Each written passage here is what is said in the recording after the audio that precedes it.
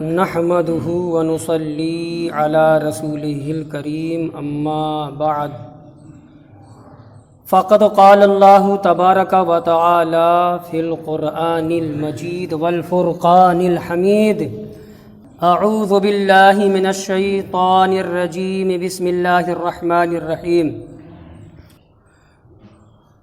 يا بني آدم قد انزلنا علیکم لباسا یواری سوآتکم وریشا ولباس التقوی ذلک خیر ذلک من آیات اللہ لعلہم یذکرون۔ صدق اللہ العلی العظیم۔ بزرگوں اور عزیز دوستوں، ایک آیت کریمہ میں نے پڑھی ہے، اسی کا ترجمہ و تفسیر انشاءاللہ۔ اللہ پاک فرماتا ہے یا بنی آدم، اے اولاد آدم، اے آدم کے بیٹوں۔ پورا واقعہ تو انہی کا گزرا ہے، حضرت آدم و حوا علیہ السلام کا، اور لگے ہاتھ ابلیس نے جو کچھ اپنی ضلالت آمیز چال چلی، مکاری کی، واقعہ قرآن نے جوڑ دیا ہے۔ پوری بات آپ سن چکے ہو۔ آج کی آیت ہے، اللہ پاک فرماتا ہے یا بنی آدم، اے اولاد آدم، اے آدم کے بیٹوں،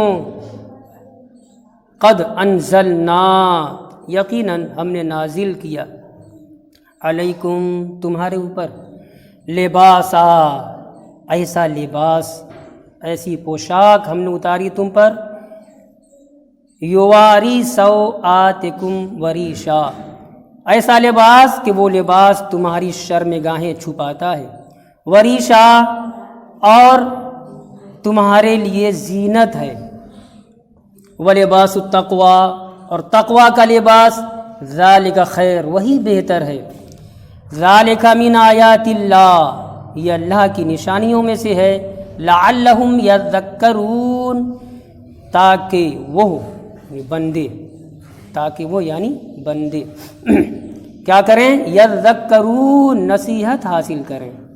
یا بنی آدم، اے آدم زاد، اے آدم کے بیٹوں، اے آدمیوں، قد انزلنا علیکم، یقیناً ہم نے تمہارے اوپر نازل کیا۔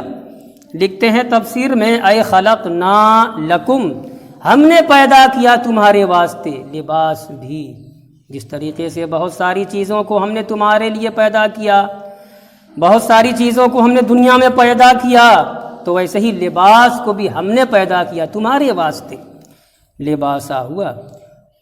وقیلا، کہا گیا ہے، انما قال انزلنا، سوال یہ ہے کہ اللہ نے انزلنا کیوں کہا؟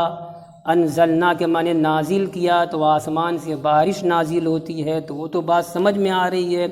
لباس اور پوشاک، کپڑا کہاں آسمان سے اترا ہے کہ اللہ نے فرما دیا کہ ہم پوشاک اور لباس نازل کیا، اتارا؟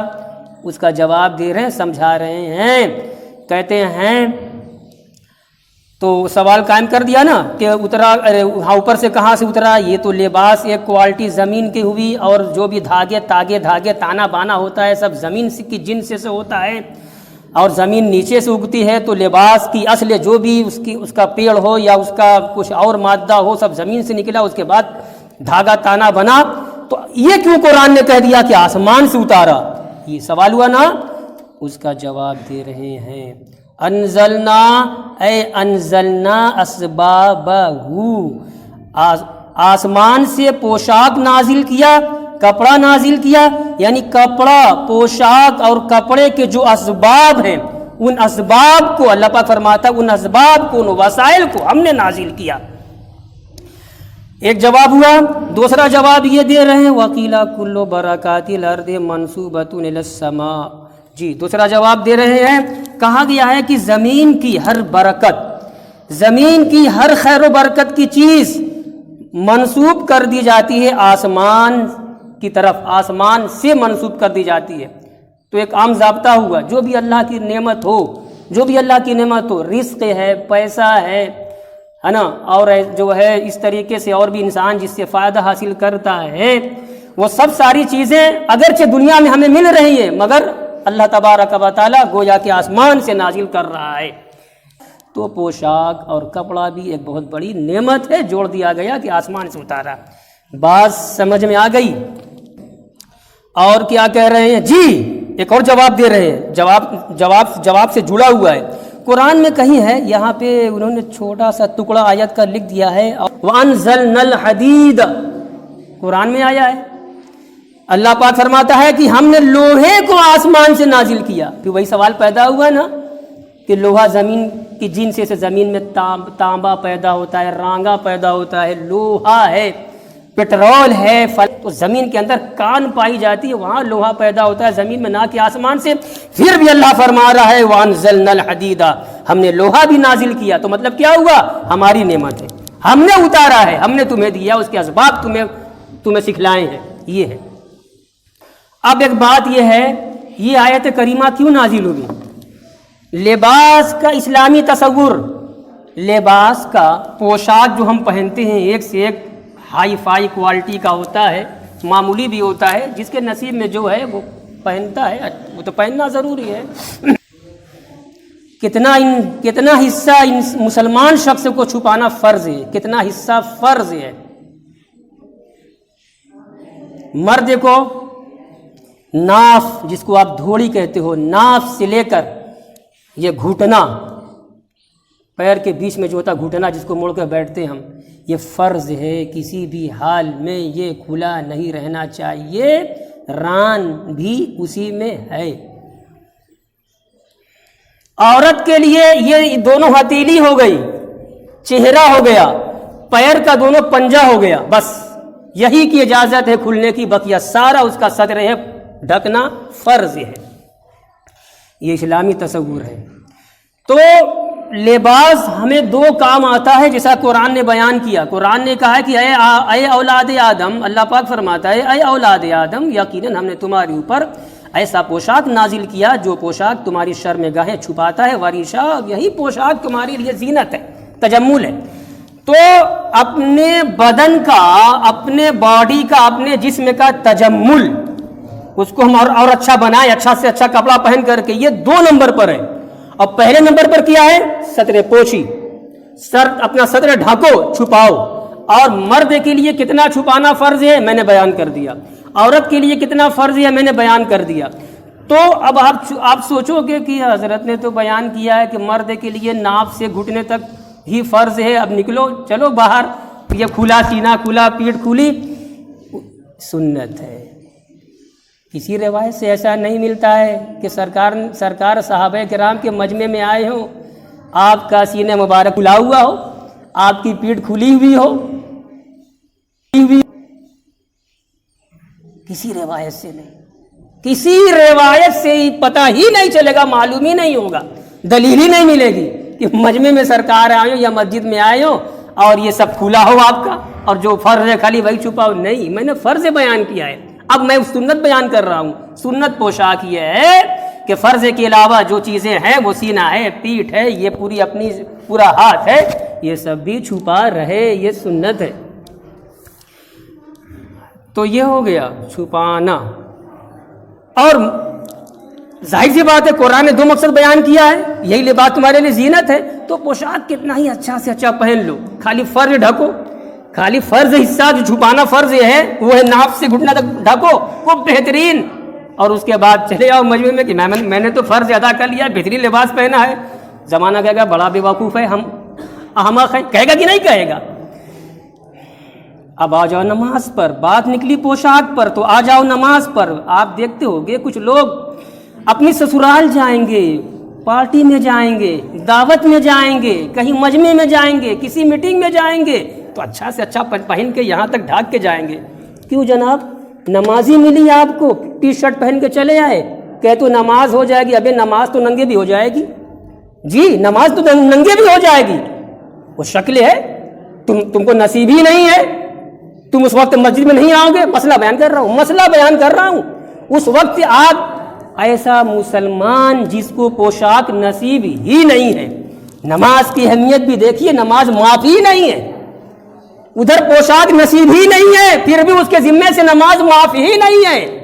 وہ بند کوٹھری میں پڑھے، اپنے گھر میں بند کوٹھری میں پڑھے، ننگا پڑھے، مگر نماز معاف نہیں ہے۔ تو میں کہنا یہ چاہ رہا ہوں تو نماز تو ننگے بھی ہو جائے گی، تجھے نصیب ہے تو اچھا سے اچھا پہن کے آ۔ اسی لیے نمازوں میں پھٹا اور گندا میلا لباس پہننا مکروہ ہے۔ اگر ہے اس کو نصیب ہے، اگر اس کو نصیب ہے اچھا لباس، وہ تو رکھا ہے تہ کر کے 2-4 جوڑا جو شادی کے لیے، اب مسجد میں آ رہا ہے تو میلا کچیلا پہن کر کے، سمجھ گئے۔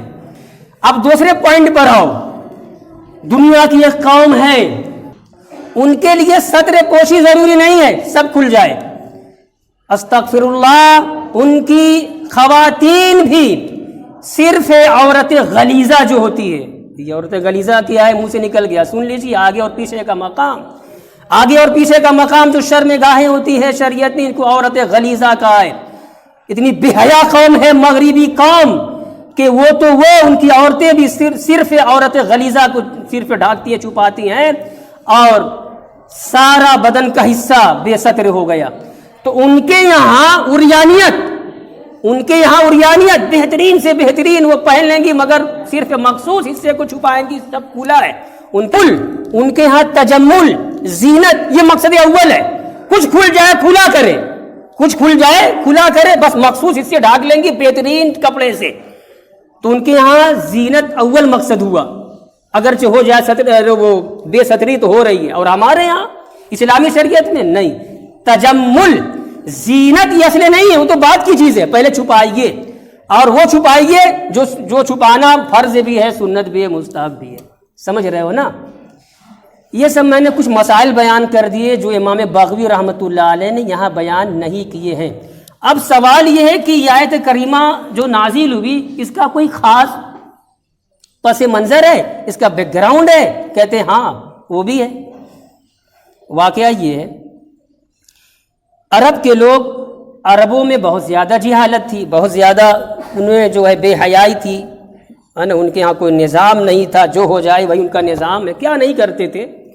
ایسے وقت میں اللہ کے رسول ہمارے اور آپ کے آقا مولا حضور روحی فدا محمد الرسول اللہ صلی اللہ علیہ وآلہ وسلم انہی کے سماج میں پیدا ہو رہے، انہی کے گھر گھرانے میں، اور آنکھ کھولے رہے، پورا ماحول پورا آواں کا آواں بگڑا ہوا۔ ظاہر سی بات ہے اس زمانے میں جو آپ نے تبلیغ کی اور اپنی رسالت و نبوت کا فریضہ انجام دیا، وہ آپ ہی کا حصہ تھا، وہ آپ ہی کا کام تھا۔ تو ان بگڑے ہوئے ماحول میں، عربوں کے بگڑے ہوئے ماحول میں ایک بہت بڑی خرابی یہ بھی تھی، پیچھے تفسیر ہی میں بیان کر چکا ہوں، واقعہ صرف خانہ کعبہ کا یہ ننگے طواف کرتے تھے۔ حد ہو گئی نا، ان کے بے حیائی کی حد ہو گئی، خانہ کعبہ کا یہ ننگے طواف کرتے تھے۔ کیوں؟ کہ جو کپڑا پہن کر کے ہم گناہ پر گناہ کرتے جاتے ہیں، وہ کپڑا اس لائق نہیں ہے کہ اس کو پہن کر کے ہم اللہ کے گھر کا طواف کریں۔ تو ایک اچھی نیت بھی ہے، خراب بھی نیت بھی جڑی ہوئی ہے۔ اچھی نیت کیا ہے؟ اللہ کے گھر کی تعظیم، خانہ کعبہ کی تعظیم، تو اچھی چیز سب کرتے ہیں، ہم بھی کرتے ہیں، وہ بھی کرتے تھے اپنے بگڑے ہوئے ماحول میں۔ مگر یہ تعظیم کیسی کہ ننگے ہو گئے، یہ تو بڑی بے حیائی ہے نا؟ تو یہ خانہ کعبہ کا ننگے ہو کر طواف کرتے تھے، اور ننگے طواف کرنے کی وجہ میں نے بیان کر دی۔ اور حد ہو گئی میاں مسلمانوں، دن میں یہ ننگے ہو کر طواف کرتے، راتوں میں ان کی عورتیں ننگے ہو کر طواف کرتی۔ اسلام آیا، قرآن کا جب نزول ہو رہا ہے، قرآن نے فرما دیا، اے بنی آدم، اے اولاد آدم، ہم نے پوشاک نازل کیا ہے تم پر، یہ پوشاک تمہاری شرمگاہیں چھپاتا ہے، تمہارے لیے زینت بھی ہے، لہٰذا اس کو استعمال کرو، اس کو پہن کر کے خانہ کعبہ کا طواف کرو۔ یہ مفہوم ہوا، ہو گیا۔ فَأَمَرَ اللَّهُ سُبْحَانَهُ بِالسَّتْرِ، چنانچہ جب یہ ننگے ہو کر طواف کرتے تھے تو چنانچہ اللہ تبارک و تعالیٰ نے ستر کا حکم دیا، چھپانے کا حکم دیا، اور وہ حکم یہی ہے، قَدْ أَنزَلْنَا عَلَيْكُمْ لِبَاسًا يُوَارِي سَوْآتِكُمْ۔ بس ایک آیت ہو گئی، 2-4 منٹ باقی ہے، مجھے بہت خاص اعلان